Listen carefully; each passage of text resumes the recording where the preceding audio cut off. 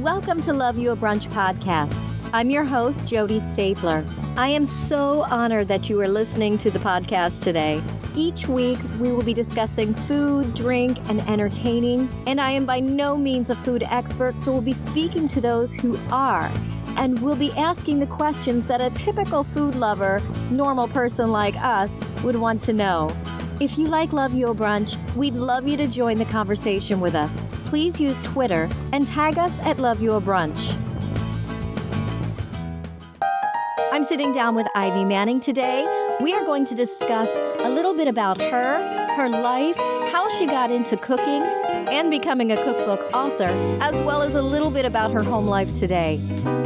Join us on Love You a Brunch. I'm speaking to Ivy Manning today, author of 5 cookbooks. She's an instructor. You've done so much. Weeknight Vegetarian, Better from Scratch, Crackers and Dips, Farm to Table, which is another one. And then I guess you're coming out with a new one about soups and breads. Right. That comes out in 2017. We're working a little bit ahead. Okay, great. Well, when I talk to chefs or authors of cookbooks, I'd like to find out a little bit about them and how they got into cooking and how they got to the point where they are today. So can you tell me a little bit about yourself? Sure. I grew up in the Midwest in Wisconsin, and it was sort of the time and the place where the food forgot, in a way. I mean, it was very Midwestern. So I remember getting a Bon Appetit magazine when I was 12, maybe, and going to the grocery store and having to look for fresh garlic. Like, that was kind of exotic. So sort of started there. Both my grandmothers were great cooks. And really I've always been interested in food and was doing really ambitious stuff really young. And then in high school, I did a foreign exchange, AFS, to Greece. And I hit the jackpot, Jodi. I got placed with a retired pastry chef and his wife who loved to cook. So wow. I went to the market every day and, octopus and mind blown anyway, because I came from the Midwest. It was just nothing like I had ever seen before. And ever since then, I've just been obsessed with food. Right. Well, I can see why that would do that. That'd be awesome. And then cooked in college. Really wanted to go to culinary school, but my dad said I better have an English degree to fall back on, which is kind of funny. And ended up putting myself through culinary school after college. And I came to Portland, Oregon. My grandmother lived here. And it was a time when there were maybe 3 or 4 great restaurants, like, really cutting edge, and I worked at them. Okay. And after that, everything in Portland just sort of exploded. All the people that had worked in these great restaurants then went up and opened their own, and so on and so on. So it created this huge chain. And we're really close to our food source here because of the urban growth boundary.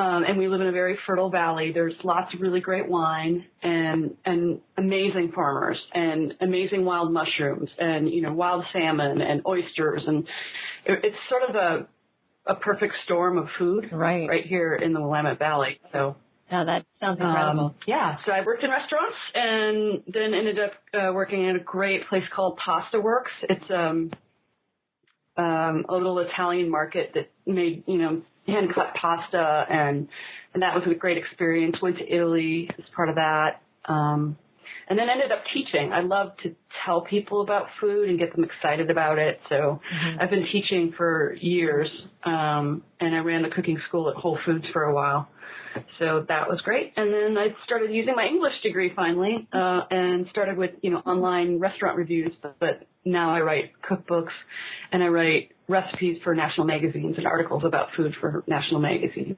Right. I'm sure a lot of people have read your articles. I read a lot for Cooking Light magazine. I started in their travel section, but then ended up doing a lot of food features and recipes.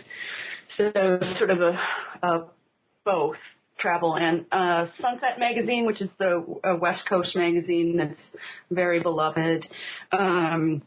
Fine Cooking is a really great technique-based, so I did a story just recently on veggie burgers, how to build a perfect one and how to sort of make them adaptable. Right. Kind of all of them. Yeah. Now, my understanding your grandfather was a chef. My great-grandfather, yeah. He was a chef in Seattle.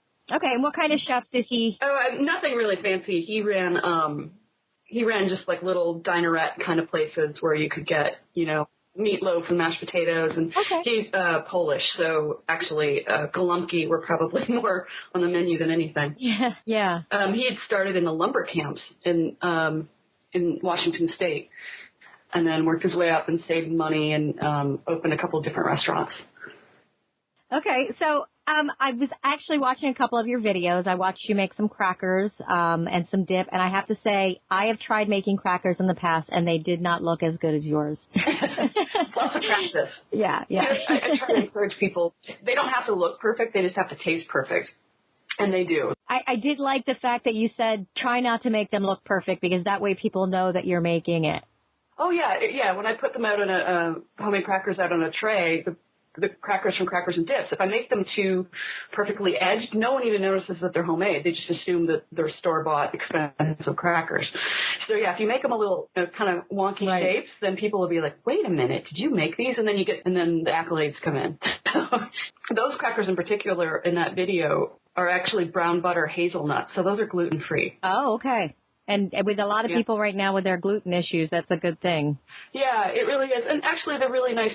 Any nuts are really nice pairings for cheese, too, so it works out both ways. Mm-hmm. You have a couple different videos. I also like that you had gone through, I guess, a kale farm. That's Sherry Serkin at Dancing Root Farms. Yeah, she's a really amazing woman in that she had this crazy idea that if she wanted to sell her vegetables to chefs, she might want to go talk to them about what they wanted. Right. So she custom grows vegetables for chefs in town, and in a town where it's really common and has been for years to see the names of farmers on menus. So there'll be, Sherry's sprouting broccoli will be mentioned on a menu. And in Portland, people are so kind of obsessed with local that everybody knows who Sherry is. Yeah, when you need to ask. So she's a really amazing woman, and she's growing in a really unlikely farm. It's near the Sandy River and in a quite sort of a low space, so it floods not all that,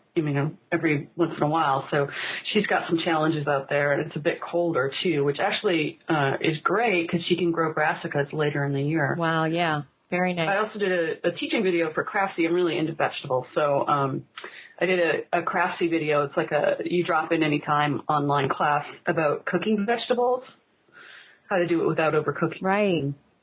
Different techniques and stuff. So right. Is that the vegetable know-how? Vegetable know-how, yeah. It's on Craftsy. It's a thing because you can ask me questions and I respond by email later. So if you're almost in a real class with me. I mean, you're sitting right there and you can ask me questions and I come back with answers. And I've had some really great questions over, I think it came out last May. So I've gotten to know some people. Yeah. Really, came to the class with no knowledge or some knowledge and they get back to me and say, I tried steaming and that's what I'm going to do from now on. I always hated broccoli, but now I love it. So it's a neat experience. Yeah, no, that is really neat. That's what's great about the internet right now, that we have so many resources. So that's a pretty cool class. Now, I've been looking at a couple of your books. For one, the Crackers and Dips, and I noticed you have some chips in there. My family, my kids are big potato chip kids, so they love salt and vinegar chips. So I actually had tried at one point to make salt and vinegar chips, but I sliced them real thin. And I noticed that you do it with almost like a mashed potato that you smash down. Oh, yeah, that's on my blog. Okay. Yeah, I was working on Pringles. I wanted to figure out Pringles. I love reverse engineering things, stuff I love from childhood. So I was playing with using instant mashed potatoes, believe it or not. Yeah. And then mixing in sour cream and flavors, and it's sort of a batter, and you just pour it on a sheet pan and sort of spread it out with an offset spatula, just like a tuile. If you've ever made a tuile cookie, that's pretty much the concept I was working with there. Another one you might want to try in Better from Scratch, which is a William Sonoma book I did. I do microwave potato chips. So same concept. So you're shaving them really thin, and then I actually got a tour of a certain local potato chip factory, and they make really great baked ones. And I was asking a lot of questions about how they did that. Basically, they microwave them. Oh. To get out all the liquid. The moisture. Yeah. Yeah, so that's got a dehydrated potato, and then you just spray it with a little bit of olive oil and bake them for like 5 minutes to brown them a little bit. And then I have a seasoning blend that's exactly the flavor of sour cream and onion. Okay. But if you wanted to do, you said your kids are really into malt vinegar? Yeah. Yeah. Okay, so I did an article on potato chips for fine cooking, and they wanted a vinegar chip. And I found if you spray just straight malt vinegar on a chip, the flavor isn't intense enough. Oh, okay. So what I did was boil the vinegar down until so take, for instance, like half a cup of vinegar and boil it down to about 3 tablespoons. It's more intense. And then just put it in a little atomizer and spray it on the baked chips. And put them back in the oven for a minute to dry them out just a little, and they taste exactly like your salt and vinegar chips. Oh, my gosh. I will have to try that because I've been trying to figure out how to do it. So, yeah, that's a great idea. I was listening to you on a different podcast, and you had mentioned that we really should use meat as a seasoning instead of the way, you think of meat eaters here in America with the big slab of meat on your plate. Yeah.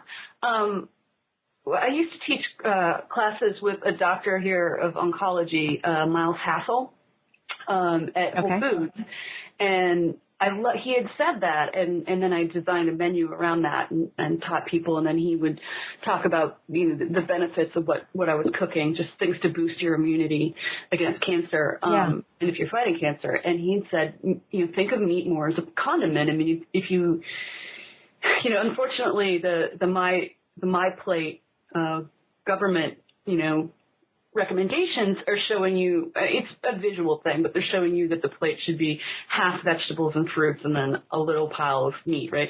But it doesn't have to be a little steak or a little chicken cutlet. If you chop it up, for instance, like in China, they'll have an entire wok full of green beans or, pea pods or something, and there'll be a tiny bit of pork, just, like an ounce of it for flavoring. It's, and a little bit of protein, but it doesn't have to be the center of the plate. You don't have to eat it with a fork and knife necessarily. So a little bit of ground meat, a little bit of pancetta, in moderation, I think is a great thing.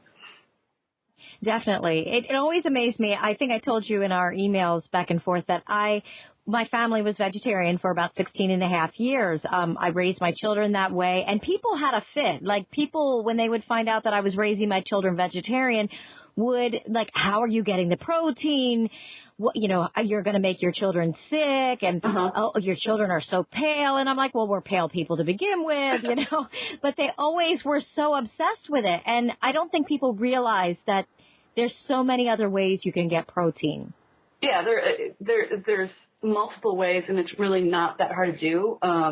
I think a lot of that has to do with meat marketing boards and dairy marketing boards, and they really, really push that, children need all this stuff. And if you've got a fairly careful parent who's a good cook and is cooking from scratch, it really isn't an issue at all. Right. In fact, if anything, wouldn't you say that, especially with outbreaks of E. coli and stuff, you might be doing them a healthy favor. Completely. If you're cooking carefully. Between tofu and nuts and beans, it's easy to get a balanced diet. I did quite a bit of research on that.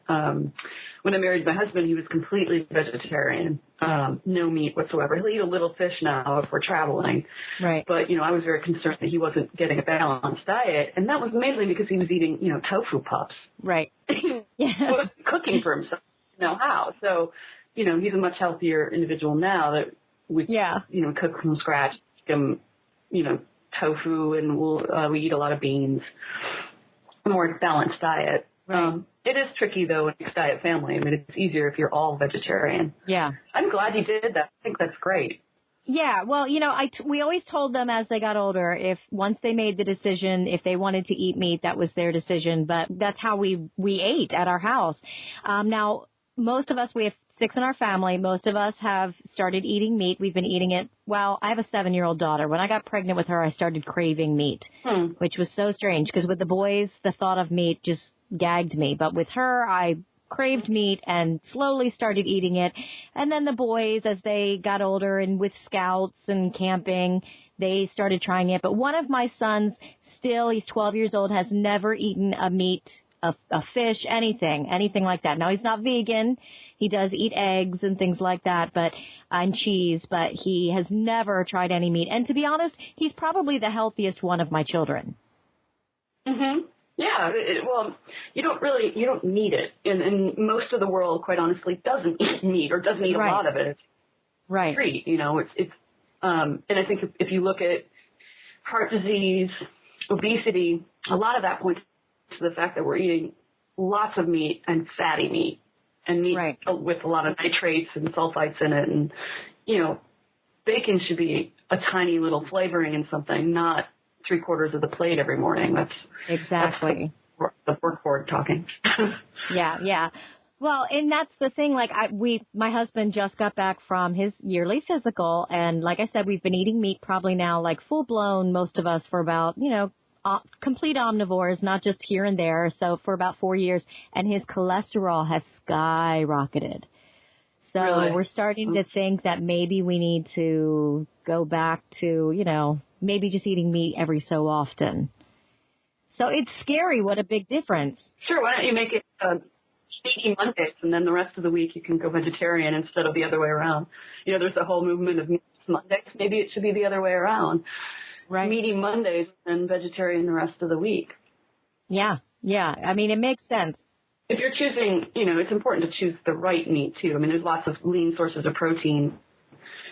And things like wild salmon, which has omega-3s in it, can actually help your cholesterol, your HDL, and lower your LDL.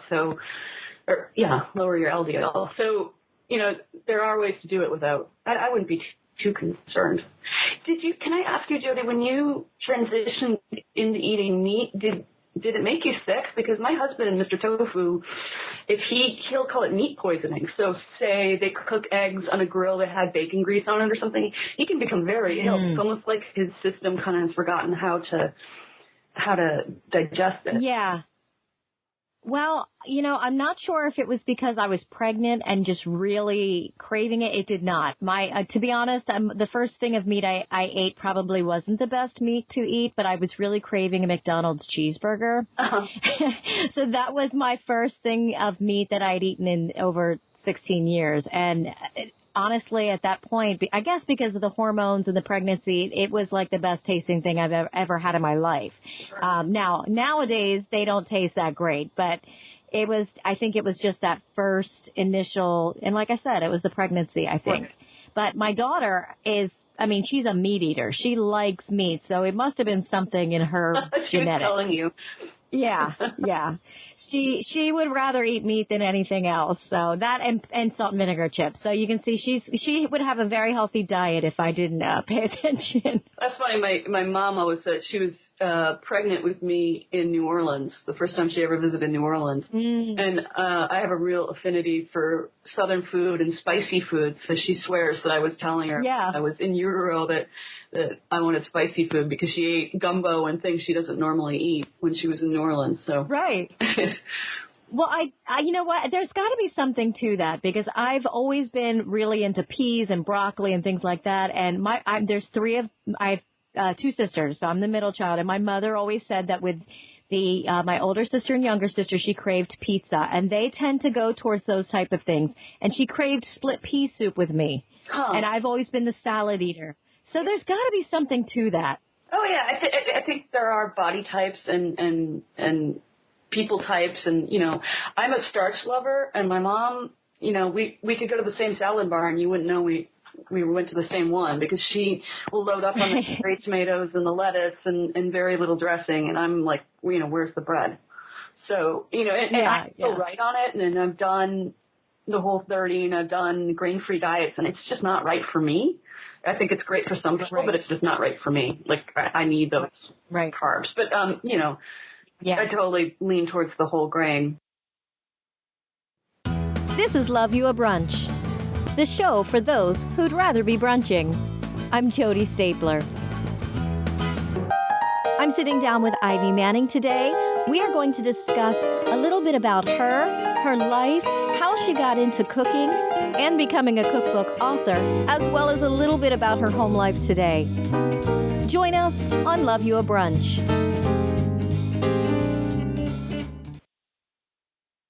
Now, I noticed, like I said, I've looked at your Better from Scratch cookbook, which I love. As a vegetarian, I noticed that we were cooking a lot more from scratch. Now that we've been eating meat, a lot more processed foods are available, which, again, makes your diet not so great. Right. But I do think that, to go from scratch is great. Now, do you do a lot of canning and freezing and things like that with your garden? Because you have a big garden, don't you? I have two raised beds that are 6 by 12, 6 by 15.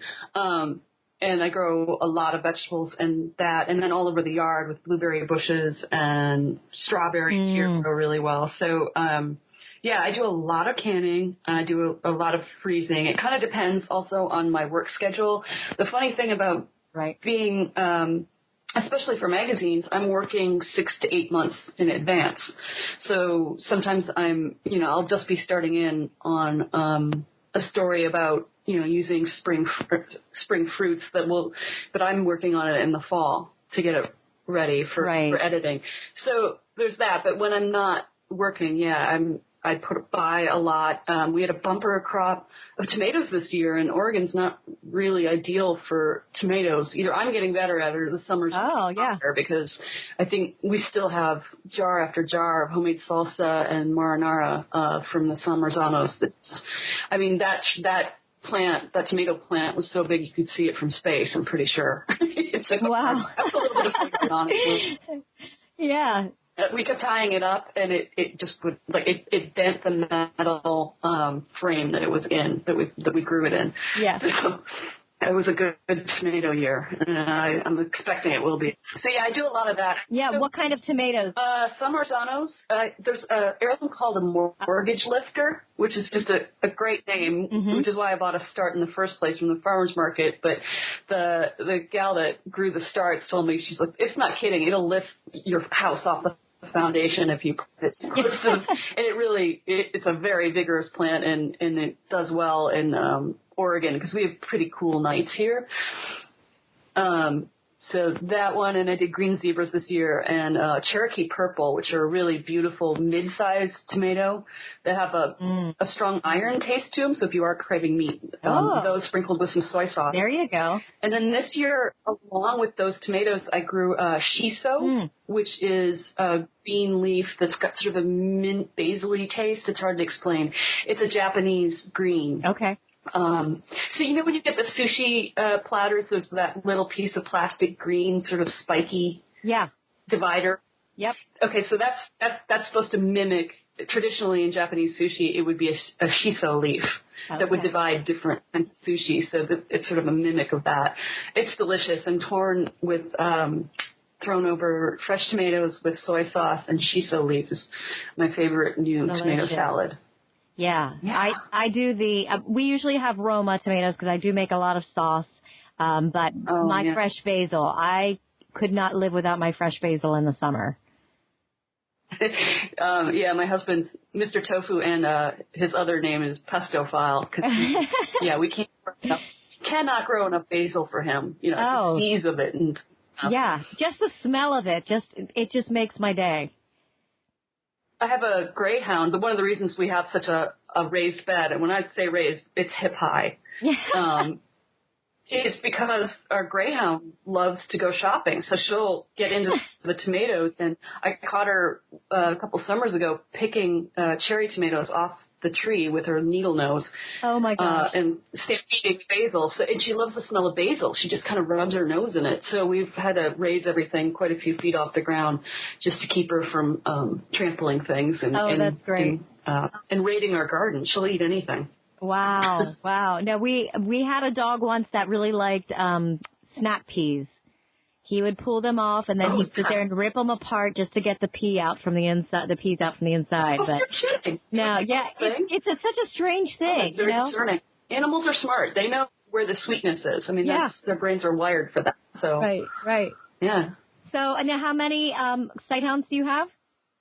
I have one retired racing greyhound named Minnie, and we have a rescue whippet as well. So he wasn't a racer. Minnie was a racer for 4 years, and then rescued her. Otherwise, she would have been destroyed. Yeah. And then Thor just needed a home, so we picked up a little one. So we have like a big one, a medium-sized one, and I keep telling my husband that we need a Italian greyhound. Italian greyhound, exactly. We would have medium large. Yeah. But honestly, such lazy dogs that greyhounds are, everybody thinks they're really hyper, but they're really super lazy. It's hard to get a spot on the couch with them around, so if we got another one, we never sit down. Right. Now, speaking of Italian, didn't you studied Italian in college? Isn't that right? I did, yeah. Now, it was an English major and an Italian major. Okay. And I lived in Italy for a year. Now, I wanted to ask you, how different is it? I'm sure it's extremely different with the thoughts on food in Italy as compared to here. It is. It's very different. They're very much pride of place, and not just Italy in general. I mean, the people of the north, don't think of themselves as Northern Italians or Piedmontese or Milanese first before they think of themselves as an Italian. So the food from the south to the north is very, very different. And from region to region, it's very different. And they're very proud of that. So in that, there isn't a lot of room for innovation. It's a little bit more stuck, and this is the way we've always done it because that's the way Grandma did it. And it's near perfect food. I mean, they just start with the best ingredients, and from there they don't have to do much. So working in a kitchen in Barbaresco, Italy, I was amazed at, after 3 or 4 days working in the kitchen, I realized that's it. Like, I've seen everything that's going to be on the menu, at least this season. It was during truffle season. It's very simple food, but it's made with, the perfect egg yolks make the perfect pasta. So it's very simple, but they sort of, they buy the best ingredients and then they get out of the way and let them do the talking, So it's interesting. I was just reading an article about the city of Verona. And the city council, it's a very small walled city, and the city council has just passed a law saying there's going to be no more restaurant licenses for foreign food. So they don't want any more kebab huts or Indian food or anything from the outside. It has to be Italian, Veronese food. Some people are calling that xenophobic. What they're saying is we're trying to preserve a dying art here. So it's an interesting conversation to have. I mean, their food is very traditional, and that's kind of why, that's why people go there. There aren't a lot of people willing to mess with it because it's sort of perfect the way it is the way they look at it. Right. I would never marry an Italian man because my food could never be as good as his grandmother's. It's impossible. I loved the story. I think it was on a podcast that I was listening to that you said about how you kept going back to this restaurant in Italy trying to get them to give you a job. Yeah. Well, I was in college and I was living in a villa. A lot of the landed folks will rent out to universities because they have these huge, huge homes that with lots and lots of rooms. So I was living in a little villa about 6 miles outside of Florence, Italy, and I had already been cooking in college, and this was my junior year, and here I am a year abroad, surrounded by all these amazing Italian foods, like real Parmigiano Reggiano and prosciutto, and I was dying to cook. I missed it so much. So there was a little village restaurant with a wood-burning oven and, a little pasta kitchen and back. And I just kept showing up at the back door like a puppy, just begging to work. I just wanted to work. And they really didn't have the money. It was a family operation, mom ran the front of the house and dad was the pizza oven chef. And then grandma made the fresh pasta in the back. So there wasn't really any room for it, but I just kept showing up. And I think they finally felt sorry for me. And, they taught me how to use the wood-burning oven. I was never really allowed to make anything up. It was just sort of like go through the work motions, and put up orders. But it was a great experience. I learned a ton of kitchen Italian, colorful Italian. What a great experience. Oh, yeah. It was a lot of work. It was really hard. I mean, I was carrying 18 credits in largely art history and Italian composition, and then working at night. But I don't know. I'm so excited to be there that I didn't need sleep, I guess. Oh, my gosh. No, that would be incredible. So did you learn anything? I mean, I'm sure you did learn like the authentic ways to do things there and bring it back here. Yeah, well, I learned the Tuscan way. I mean, this is outside of Florence, Italy. So, I learned to make bread there, but they don't put any salt at all in their bread, which is a very different texture if you're not used to it. The second you go to Tuscany, you'll notice that the bread is paler and it has a different texture completely. And I learned to make pizza dough and run a brick oven, wood-burning oven, which actually came in handy because then in a wood-burning oven pizza place opened in my college town, and I had, the experience. Right. Not a lot of people do. And then here in Portland, Oregon, I got a job at Wildwood Restaurant, which was a lot of brick oven. So we would cook mussels in the wood-burning oven, and they have a smoky flavor that way. So it's an odd expertise, but one that I still have. Unfortunately, I don't have a brick oven at home. Oh, you should have your husband build you one. Oh, it would be nice, but between the dogs and a whole lot of vegetables, I don't think there's room. No, right. I think we're probably the only people in our neighborhood that don't have chickens. Oh, okay. Yeah. Now, I do have chickens. I'm one of those people that grew up thinking I wanted to be Laura Ingalls, So I have the chickens, I have the huge garden, and I would love a goat, but my husband won't let me have one, so. Well, goats are really, actually, I know a goat cheese farmer. They're very social animals. Yeah, I live in a development. Yeah, I don't think the neighbors would appreciate it. Oh, yeah, they wouldn't allow that. Although, not to make Portland sound too much like Portlandia, but not too long ago, my husband and I were driving down the street, and we saw a couple walking their goat on a leash. Oh, my gosh. And everybody had beards. Yeah. So, that's hilarious. That's a Portland moment right there. That's Portlandia for you. Yeah, that's great. Now, I'm looking at your cookbooks here. You do have some great cookbooks. Can you tell us a little bit about each one of them? Yeah, I started with Farm to Table cookbook that came out about, I think it's about 10 years. And that book goes through the seasons. This was it was one of the first books on the market that did the seasonal thing. And it's really about kind of how to navigate the seasons and use different vegetables, sort of get out of the comfort zone. So, try chicories and try escarole in a Caesar salad instead of, romaine. And that book's done really well. It's recipes from myself and then chefs in Seattle and Portland and Salem. And like lobster mushrooms, what do you do with those? And how do you store them? And how do you know if they're good ones and not bad ones? And what if they have a few little stowaways? What do you do about that? So it's sort of a guide to farmers markets and cooking seasonally, with a couple of stories about my favorite farmers interspersed. Okay. Right. And then Adaptable Feast was a book, they say write the cookbook that you need. Well, I was living with a vegetarian, and I'm definitely a meat eater. I crave meat.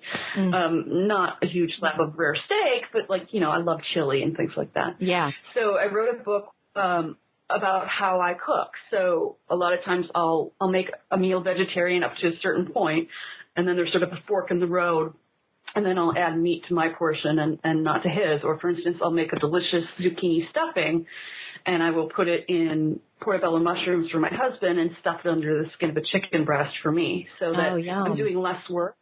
I really didn't like being a short order cook because somebody's going to get the short end of the stick there. So it's sort of a way to live in harmony and have people, mixed diet families, as I call it. And then came out with crackers and dips just a few years ago, and I'm a snack tooth. I don't really have a sweet tooth. I just love crackers and cheese and dips. And I reverse engineered everything from cheese nips to gluten-free hazelnut brown butter crackers. That really is the love of my life, that book. It's a good book. Yeah, it's a great one if you have to pack lunches for kids because, you always want to get something healthy that's actually homemade, but that they're still getting something they like to eat. That's an awesome one. Yeah, I even do, it's Girl Scout cookie season. I reverse engineered the Thin Mints, the chocolate Thin Mints. And those are basically a chocolate graham cracker dipped in chocolate. So figured those out. And there's sweet ones in there, a baklava crisp, and it's a great book. I love that book. Yeah. And then it came out, William Sonoma asked me to do Better from Scratch, which is everything from homemade bacon to trout smoked in a wok indoors to homemade sriracha. It's a fun book. It's just anything that you could buy in the store, you can make at home, and it tastes so much better. Right. Really, that's a fun book. And then they asked me to do Weeknight Vegetarian. So that's a book of, for your meatless Mondays or all week, fast, easy recipes that are really fresh. And that one's divided by the seasons as well. Because I think if you're going to eat a vegetable-centric diet, you should eat it in season. So another great book for fast dip ideas. I understand that people don't have the time to cook. And I'd so much rather hear and see them making their own food. So I want to help with that. And after doing years and years of a column in the Oregonian on simple fast meals, and then also doing a lot of that same work for Cooking Light magazine, I've developed hundreds of recipes, 30 minutes and under, 45 minutes and under, just to get me real food on the table. I know that's a struggle for families. Right. I do have problems getting my vegetarian son to eat different vegetables. He does like the carbs. So do you have any suggestions on how to get him to kind of go out of that safety of macaroni and cheese and things like that? Well, I think sneak it in. And, for instance, last night I just made the most amazing pasta. And so it was, orecchiette, the little ear-shaped pastas, sprouting purple broccoli. So about 4 minutes before the pasta was done, I threw the bite-sized pieces of this purple sprouting broccoli, which is leaves, little thin stems, and then the little florets. Just threw it in with the pasta, to finish cooking. Drain that, threw a big heaping tablespoon of creme fraiche into the pot with the two of those, and a little bit of Parmigiano Reggiano, not a lot, and freshly ground pepper. And it was like, it is kind of macaroni and cheese. I mean, it's creamy. The sauce makes itself, and you've got the vegetable right in there. It's probably one of the better recipes that I've come up with really on the fly in a long time. I have a column in the Oregonian, like I said, and all those recipes are online, like hundreds of them. And honestly, sometimes I'm cooking just, on the fly off the hip, and it ends up being a column just because it came together so quickly, or it only took one pot or whatever. So I think sometimes take that favorite food and then add the vegetables to it, and don't mention it. I think if you don't bring it up, you just serve it and don't say anything. If you go, it has broccoli, so you will not like it. Then you planted the seed that they're not. I don't know if that's going to work for you, but it's worth a try. We'll have to try. We'll see. I think to get kids to eat their vegetables is roast them. Just about everything tastes better. Kale chips. I don't know if he's into kale, but if you roast the kale, it just instantly turns into chips pretty much. Things like that. That's a good idea. Now talk about your new book coming up. I know it's not coming out till 2017, but I love soup. Yay. That's good to hear. Yeah, I love soup. And give me a bread bowl with a soup and I'm in heaven. I don't know if I can say it. Jay Leno had a joke, something to the effect of, if you just serve soup, you're sort of getting screwed out of a meal. Yeah.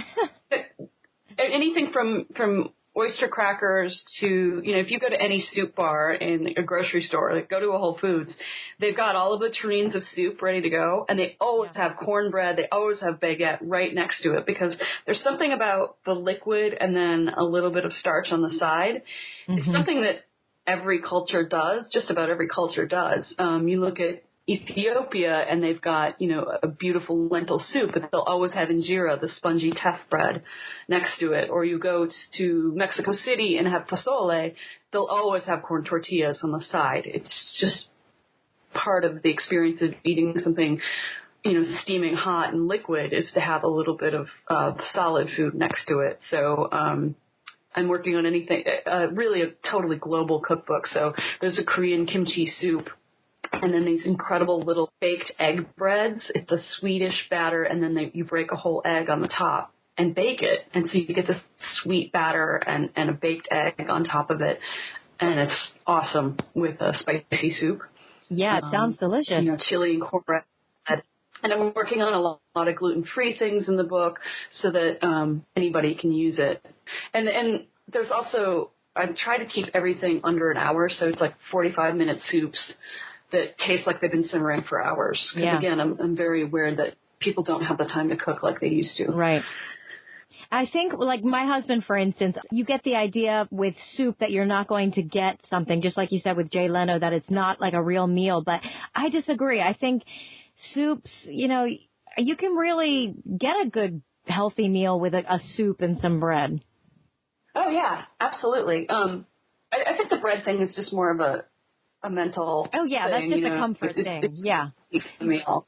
Yeah, but I mean, the soups are, I just made a Jamaican jerk one, so it's sweet potatoes and lots of veggies, and it's based on a recipe I had at a food cart in Montego Bay, and I just hung around and loved it. I came back 3 days in a row and wanted to know how he made it. His, of course, had goat in it. The chef was making it with goat, but pork tenderloin works pretty well too. Right. And then the recipe comes together in like 40 minutes, and then I serve it with blue cornbread. A skillet cornbread, so the whole thing is mixed right in the skillet. Yeah, nice. It's a full way of eating it. I'm not tired of soup yet, and I've been working on this for 6 months now, so I'm just in the at the end stages now of editing it. Okay. Well, I look forward to that for sure, because like I said, I love soup, and to me, it's the best comfort food that they have out there. So it really is kind of a universal. Every culture has soup. Yeah. And just about every culture has a bread that sort of matches it. So it's been a great book to work on, and I think it's got a lot of universal appeal. Soup, you can have 5 soup books, and you still need another one because somebody's got a different way of doing things. Right. I have 5 soup cookbooks anyway. I think I have a couple myself. I'm one of those cookbook fanatics where I have a closet full of cookbooks. So, have you ever there's I don't know them or anything. It's just I use this thing called Eat Your Books. It's this great, because I have, something like 400 cookbooks. Oh, Lord. It's basically an online, you sign up and you put in all the books that you own. Okay. And it's sort of it has them all indexed. So say you don't know what to do for dinner, but you feel like chili. You go to Eat Your Books, you type in chili, and it shows you all of the books you have with chili recipes in it. Wow. Doesn't give you the recipe, but it gives you... Right, so you can easily find it. And then it tells you what ingredients are in it. So if you don't, that one's turkey, never mind. Or, that one has pork, so that won't work for Mr. Tofu. But, here's a veggie chili one. I totally forgot I had this cookbook. I use it just about every day. It's a great service. Yeah, that is great. And what is that? Eat Your Food. Is that what you said? Your books. Eat Your Books. Eat Your Books. Okay. Books. Yeah. There we go. I just think it's miraculous for those of us that have a little cookbook problem. Yeah, for sure. I feel better, too, because I feel that I'm cooking from them, and you can even put your magazine subscriptions in there so it knows. Oh, nice. It knows what recipes in each magazine you get every month, the stacks that you have all over your office. Yeah. Yeah, well, that one's a good one that everybody should check out. Eat Your Books. Very good. Now, I understand you are coming, you have an event you will be attending, the Thai street food in May 21st. That's right. Yeah. I'm going to be teaching at Bob's Red Mill, which is sold all over the country, actually all over the world. I saw some in Thailand. It's a local grain company that they even have a gluten-free facility now, and they do an amazing job with whole grains and beans. They're most famous for their granola. Perhaps you've seen it. It's a guy with glasses and a little red hat and a beard. There is actually a Bob. He's the owner, and he's the company in the 80s. He's an amazing man. So they have a teaching kitchen there, and so I've been teaching for them for probably about 10 years. And the idea is using, grains from the store and how to use them. So I'm doing a Thai street food class where we're going to do stir-fried rice, and I can't remember the menu now, but a lot of whole grains, like how to incorporate whole grains into Thai food, which isn't actually as hard as it sounds. Right. Yeah, I'm seeing coconut chia seed pudding. That sounds delicious. Oh, yeah, that is really delicious. Chia seeds are like really the new thing, aren't they? That's the new trend. I keep seeing a lot of things about chia seeds on social media. They're really high in omega-3s, so they're being called a superfood.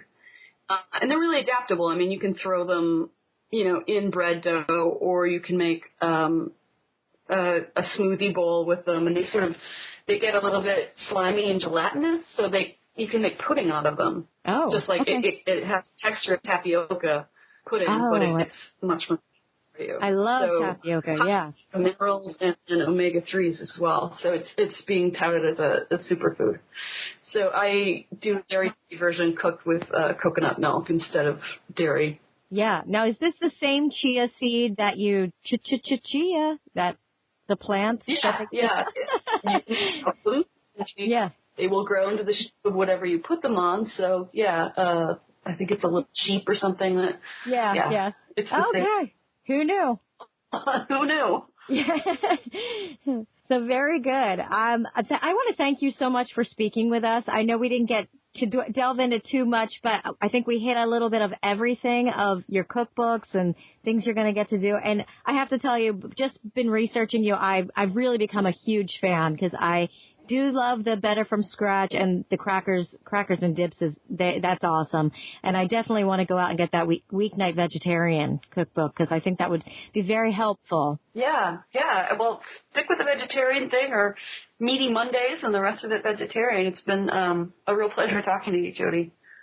Please, everybody, check out Ivy Manning's new cookbook that will come out in 2017, but also check out the ones that she already has out because they are excellent and they're beautiful. They have great pictures. Thank you. Thank you. I'd like to thank Ivy Manning for joining me today. It was such a pleasure talking with her and learning more about her. If you'd like to learn even more than what you learned today, please check out her website at ivymanning.com. Also, thank you for tuning in to Love Your Brunch. If you enjoy listening to our podcast, please subscribe, leave us a review, and join us on our Facebook page, Twitter, and Instagram at Love Your Brunch.